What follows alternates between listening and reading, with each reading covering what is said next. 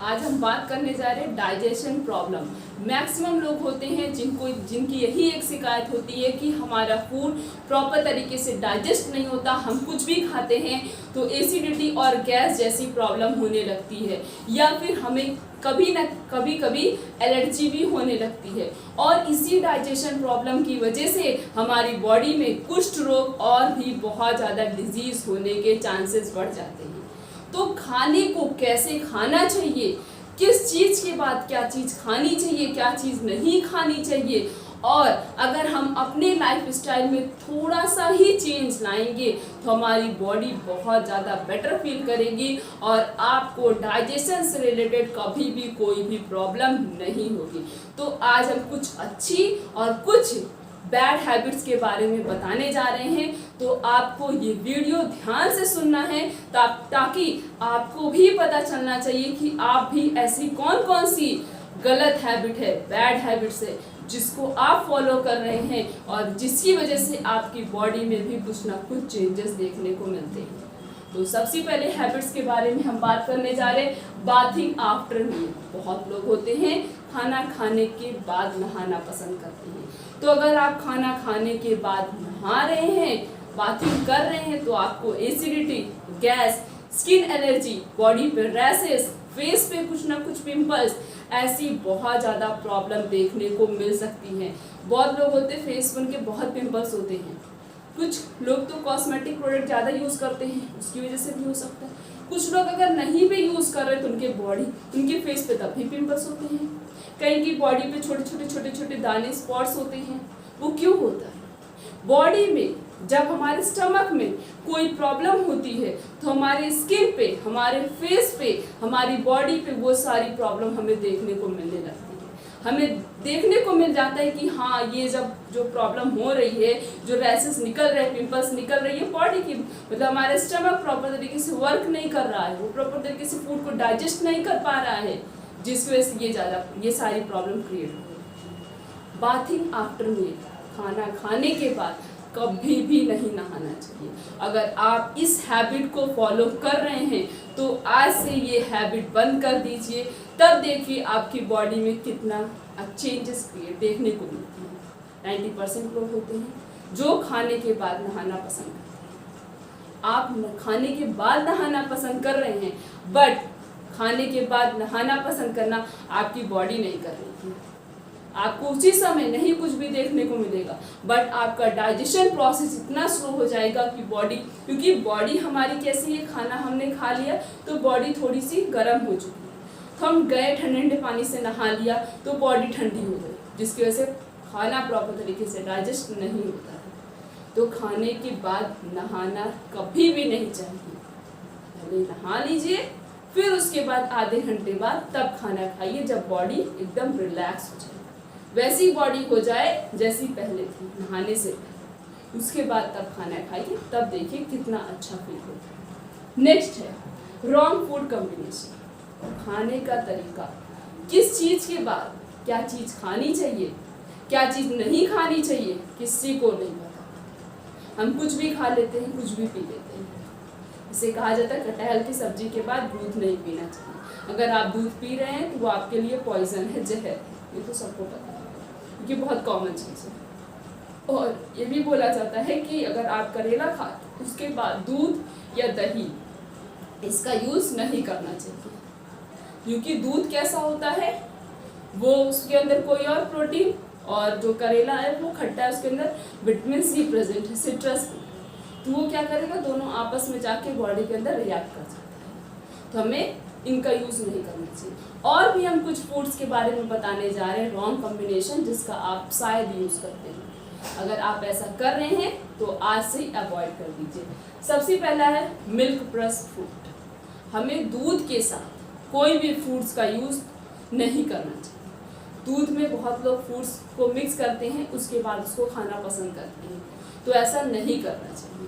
दूध में अलग हाई प्रोटीन प्रेजेंट है, जो हम फूड्स का यूज़ कर रहे हैं उसमें अलग हाई प्रोटीन प्रेजेंट है, और कुछ सिट्रस फ्रूट्स होंगे तो वो दूध में जाने के बाद रिएक्ट कर जाएंगे, जिसकी वजह से एसिडिटी और गैस जैसी प्रॉब्लम क्रिएट हो सकती है। बॉडी पे जो है पिंपल्स या फिर रैशेस भी देखने को मिल सकते हैं। तो दूध में किसी भी प्रकार का फूड्स नहीं ऐड करके हमें यूज करना चाहिए। अगला है कुकुम्बर रायता, और खीरे का रायता नहीं खाना चाहिए, क्योंकि खीरे में दही मिलाकर कभी नहीं यूज करना चाहिए। अगर आप खीरे में दही मिलाकर उसका रायता यूज कर रहे हैं तो समझ लीजिए आप जहर खा रहे हैं, क्योंकि वो बॉडी में जाने के बाद एसिडिटी, गैस और जो ये कुष्ठ रोग डिजीज होती है, ये इसी रॉन्ग फूड कॉम्बिनेशन की वजह से ही होती है। अगर आप प्रॉपर तरीके से फूड को कैसे खाना चाहिए, किस चीज़ के बाद क्या चीज़ खानी चाहिए, क्या नहीं खानी चाहिए, अगर आप इस चीज़ को फॉलो कर रहे हैं तो ये कुष्ठ रोग का भी कुष्ठ रोग का भी रूप ले सकता है, कुष्ठ रोग डिजीज भी हो सकती और बॉडी में कुछ फर्दर डिजीजेस भी हो सकती है।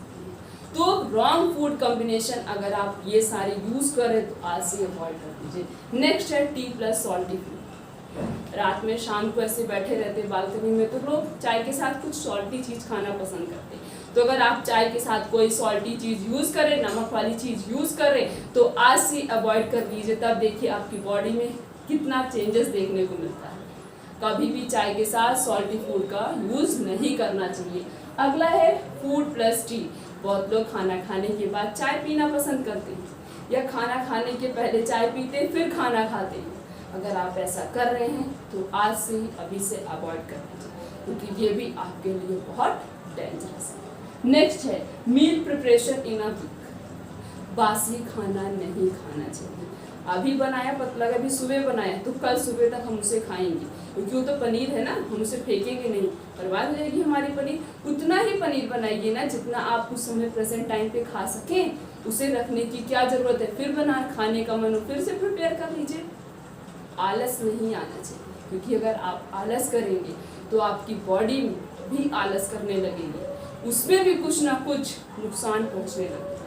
तभी एसिडिटी, गैस, स्किन इन्फेक्शन ये सारी प्रॉब्लम होती है, क्योंकि हम प्रॉपर डेली प्रॉपर रूटीन को नहीं फॉलो करते। तो क्या करना चाहिए, हमें जो है हफ्ते भर का खाना नहीं बना लेना चाहिए, या 1-2 दिन के लिए खाना फ्रिज में नहीं रखना चाहिए। फ्रिज में रखा हुआ खाना आप खा रहे हैं तो समझ लीजिए आप जहर खा रहे हैं। अगर आप ऐसा कुछ कर रहे हैं तो बॉडी में बहुत प्रॉब्लम होगी, आपकी बॉडी को सारी प्रॉब्लम झेलनी पड़ती है। तो बासी खाना नहीं खाना चाहिए, उतना ही खाना बनाइए जितना आप प्रेजेंट टाइम पे खा सकते हैं। नेक्स्ट है स्ट्रेस नहीं लेना चाहिए। अगर आप स्ट्रेस लेते हैं तो प्रॉपर तरीके से फूड का डाइजेशन नहीं होता, बॉडी के जितने भी सिस्टम है वो स्लो हो जाते हैं, और जब फूड प्रॉपर तरीके से डाइजेस्ट नहीं होगा, खाना अच्छे से डाइजेस्ट नहीं होता है, कभी भी लूज मोशन होता है या ऐसी कोई प्रॉब्लम होती है तो क्या होता है, उस दिन हम अच्छा फील नहीं करते, उस दिन हमारी बॉडी बहुत लेजी फील करती है, बस आराम करने का मन करता है। तो आप स्ट्रेस मत लीजिए, देखिए आप कितना बेटर फील करते हैं। फूड भी प्रॉपर तरीके से डाइजेस्ट होगा और आप भी हैप्पी रहेंगे। तब हैप्पी रहेंगे तो आपका हैप्पी रूटीन भी फॉलो होगा, तब आप पूरे दिन हैप्पी फील करेंगे। नेक्स्ट है इनरेगुलर फूड टाइम।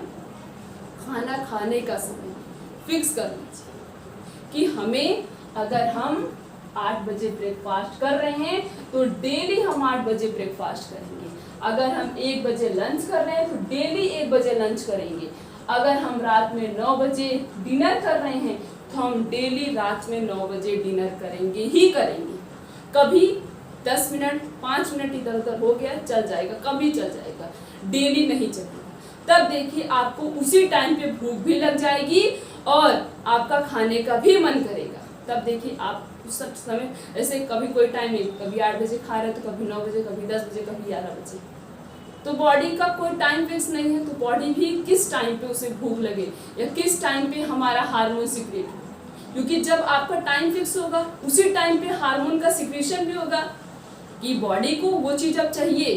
अब हार्मोन सिक्रेट होगा तभी तो एनर्जी देगा उससे, तो हार्मोन सिक्रेट होगा, तो टाइम जब फिक्स होगा उसी टाइम पे हार्मोन सिक्रेट होगा तो आपकी बॉडी पे डिमांड करेगी, तो आप उसी टाइम पे खा भी लेंगे। तो टाइम को फिक्स कर लीजिए, तब देखिए आपकी बॉडी आप उसी टाइम पे रिमाइंड भी कर देगी अब आपको खाना है चाहिए। बहुत लोग बोलते हमें इस टाइम पे भूख नहीं लगती, भूख लगेगी, आप ट्राई तो करिए, आप 2 दिन 3 दिन फॉलो तो करिए, तब देखिए आपको उसी टाइम पे भूख न लगे तो बताइए, उसी टाइम पे आपको भूख लगेगी। क्योंकि आपकी बॉडी, जैसे बॉडी का टाइम फिक्स होता है, हर एक ऑर्गन का अपना एक पर्टिकुलर फंक्शन होता है। लंग का काम लीवर नहीं करता, लीवर का काम स्टमक नहीं करता, स्टमक का काम हमारी आई एंड नोज नहीं करती है। उसी तरीके से जब आपका टाइम फिक्स होगा तो आपकी बॉडी भी आपको उसी टाइम पर रिमाइंड भी करने लगेगी। तो टाइम फिक्स करिए, तब देखिए आपका डाइजेशन कितना अच्छा होता है। तो ये कुछ बैड हैबिट्स थी जिसको आप करते हैं, जिसकी वजह से बहुत ज़्यादा प्रॉब्लम क्रिएट होने लगती है। अब कुछ हम गुड हैबिट बताने जा रहे हैं जिसको आप फॉलो करके अपने डाइजेशन प्रॉब्लम को ठीक कर सकते हैं। सबसे पहले अच्छी हैबिट ये है कि अपने ग्रेन्स को चेंज कर लीजिए, मतलब डेली अलग अलग प्रकार के ग्रेन्स का यूज़ करिए। अगर आप कभी आप अपने ग्रेन्स को चेंज करिए, क्योंकि अलग अलग प्रकार की प्रोटीन की जरूरत होती है आपकी बॉडी को। कभी गेहूं का आटा यूज़ करिए तो कभी मक्के का आटा यूज़ करिए, कभी ज्वार का, कभी बाजरे का यूज़ करिए, क्योंकि हर में अलग अलग प्रकार की प्रोटीन प्रेजेंट होती है। हर प्रकार का ग्रेन्स अगर आप यूज़ करेंगे तो इससे क्या होता, हमारी बॉडी हर एक प्रकार के ग्रेन्स को डाइजेस्ट करने की कैपेसिटी उसके अंदर होती है। दूसरी गुड हैबिट है कि आपको घी को अपने डाइट में ऐड करना चाहिए। घी खाना ही खाना चाहिए, क्योंकि उसमें अलग प्रकार के प्रोटीन, विटामिन और मिनरल्स प्रेजेंट होते हैं। नेक्स्ट है प्रोबायोटिक फूड। हमें कुछ ऐसे फूड का यूज़ करना चाहिए अपने लाइफ स्टाइल में, अपने डेली रूटीन में, कि जिसके अंदर प्रोबायोटिक नाम की एसिड प्रेजेंट होती है, क्योंकि उसकी ज़रूरत हमारी बॉडी को बहुत ज़्यादा होती है। नेक्स्ट है क्वालिटी स्लीप। हमें अच्छी नींद लेनी चाहिए। अगर आप अच्छी नींद लेते हैं तो आपका डाइजेशन बहुत अच्छा होता है। बट अगर आपको नींद नहीं अच्छी आती है, आप अच्छी नींद नहीं ले रहे, रात में बस सिर्फ और सिर्फ इधर से उधर करवटें बदल रहे हैं, जिसकी वजह से अगले दिन आप बहुत ज़्यादा वीक और लेजी फील करेंगे। अच्छी नींद लेने के लिए आपको क्या करना पड़ेगा, रात में आपको जब भी खाना है तो खाने और पीने के बीच में कम से कम 2 घंटे की गैपिंग होनी चाहिए।